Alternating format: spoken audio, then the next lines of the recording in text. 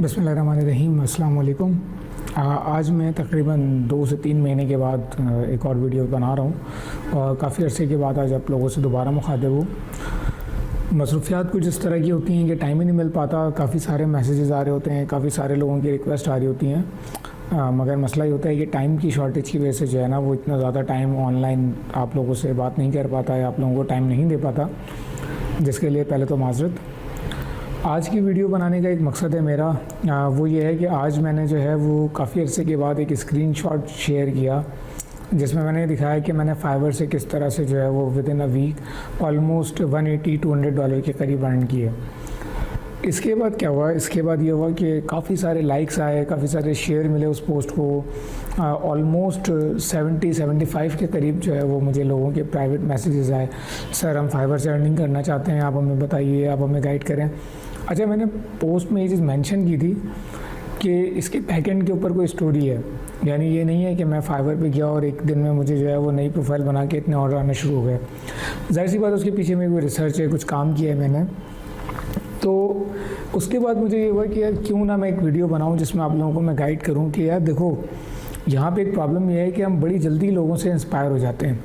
बहुत जल्दी हमें ये होता है कि यार बस ये बंदा जो है अगर ये कमा रहा है और ये स्क्रीनशॉट देखा और बस पागल हो गए। तो मैं आपको बताऊँ, पहली चीज़ तो ये कि यहाँ पे काफ़ी सारे ऐसे लोग हैं जिनके स्क्रीनशॉट्स भी फेक होते हैं, यानी आप उनके स्क्रीनशॉट्स पे ट्रस्ट नहीं कर सकते।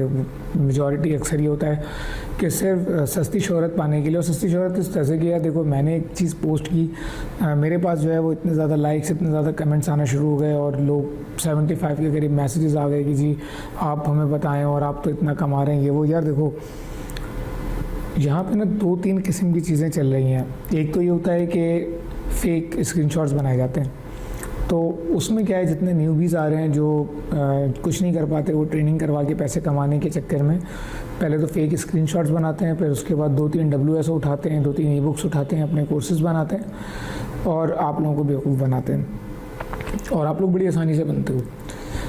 दूसरे वो लोग हैं जिनको काफ़ी सारों को मैंने फॉलो किया है।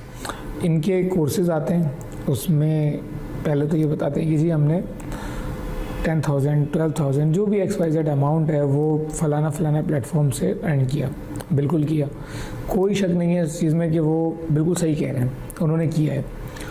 लेकिन वो चीज़ आप नहीं कर सकते, वो चीज़ आप इस तरह से नहीं कर सकते हो, क्योंकि उसमें होता ये है कि कुछ ट्रिक्स होती हैं। देखो, कुछ मेथड्स ऐसे होते हैं जो शॉर्ट टर्म होते हैं।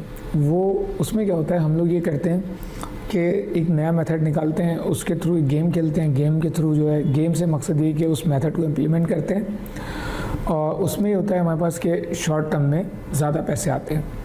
ठीक है, ज़्यादा पैसे आते हैं, वो पैसे हम ये दिखा सकते हैं कि जी देखो हमारे पास ये अर्निंग आई।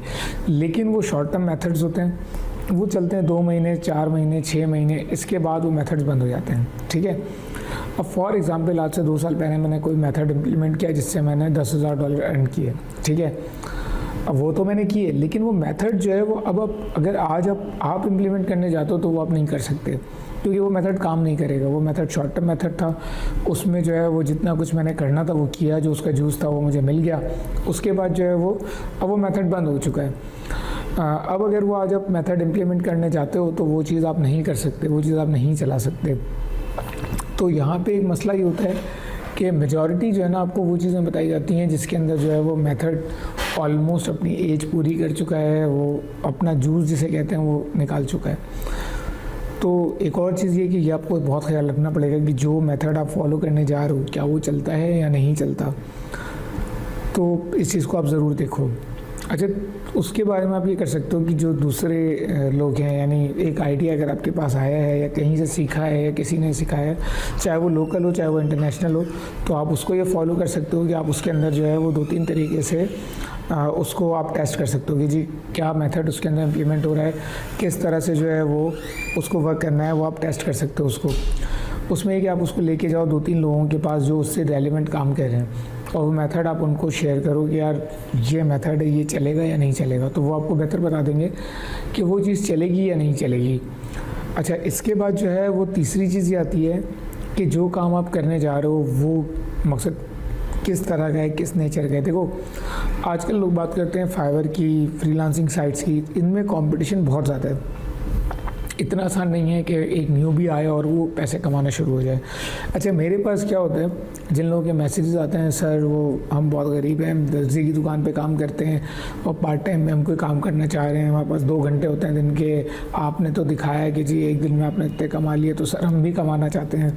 अच्छा भाई, तो ये क्या होता है, ये वो लोग होते हैं जो जिनके पास नॉलेज नहीं है, जिनके पास स्किल्स नहीं है।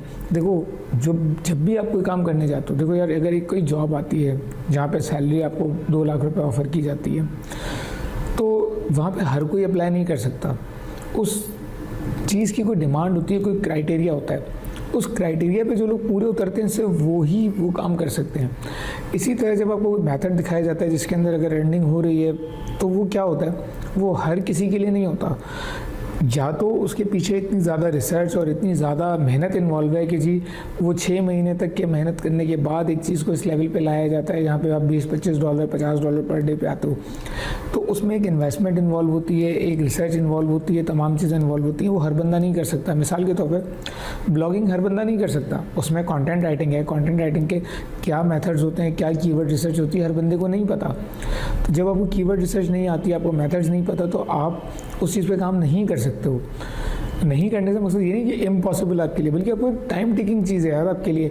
अगर आपकी फील्ड ही नहीं है, अगर मेरी फील्ड इलेक्ट्रॉनिक्स है और मैं ब्लॉगिंग की तरफ जाता हूँ, तो मुझे ब्लॉगिंग की नो हाउ, मुझे उसकी रिसर्च, मुझे उसकी मार्केट के बारे में, मुझे उसके कीवर्ड्स के बारे में, मुझे एसईओ के बारे में, वर्डप्रेस के बारे में, होस्टिंग के बारे में, इतनी सारी चीज़ों के बारे में नॉलेज होनी चाहिए, जब कहीं जा कर के मैं ब्लॉगिंग की तरफ आ सकता हूँ। तो अगर मैं ये सारी नॉलेज हासिल करता हूँ तो मुझे 6 महीने का एक टाइम चाहिए। अगर मैं एसईओ करने जाता हूँ, मुझे उसमें कोई ना कोई इन्वेस्टमेंट करना पड़ेगी। वो जिस तरह की भी हो, चाहे वो ब्लैक हैट वाइट हैट, एक अलग कहानी है, लेकिन ये सारी चीज़ें एक इन्वॉल्व होंगी। मुझे कीवर्ड रिसर्च के लिए टूल्स चाहिए होंगे, मुझे जो है वो डोमेन परचेज करने के लिए पैसे लगाने होंगे। तो मैं एक इन्वेस्टमेंट करने के बाद इस लेवल पे आऊँगा जहाँ पे मैं कुछ पैसे कमा रहा हूँ। अब एक बंदा देखिएगा कि यार ये तो इतना कमा रहा है, तो वो बोलेगा कल आकर के यार मुझे भी एक साइट बना के दे दो।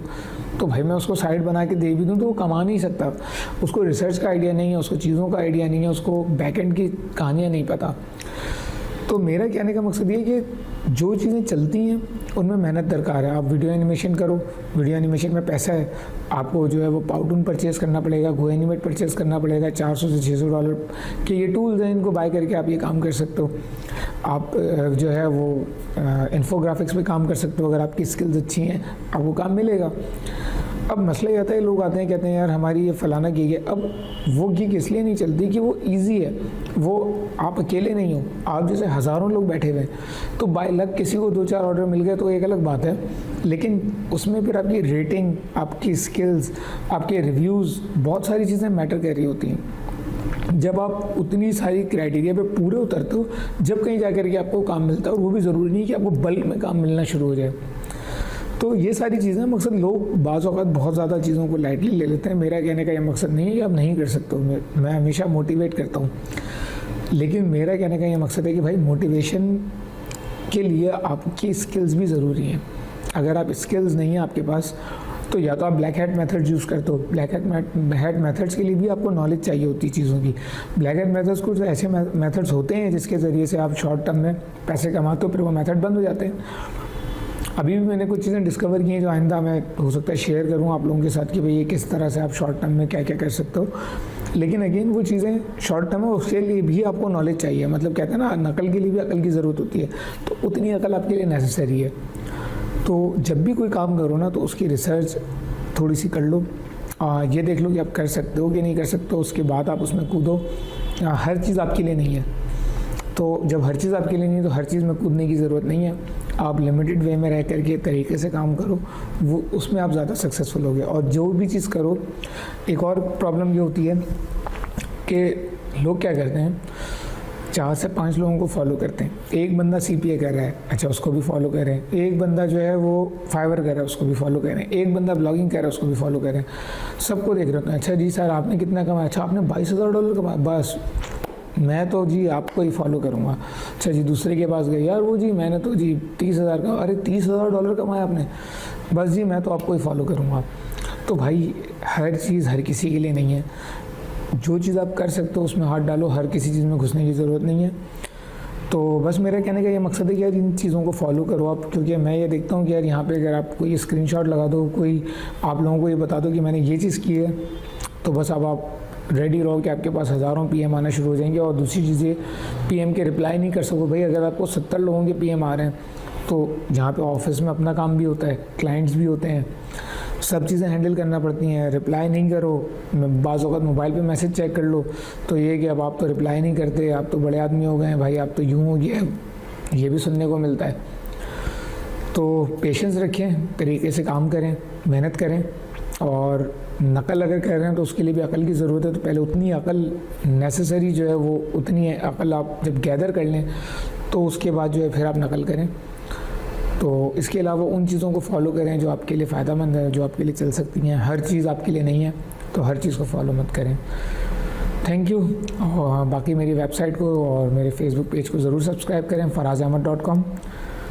Thank you. अल्लाह हाफ़िज़।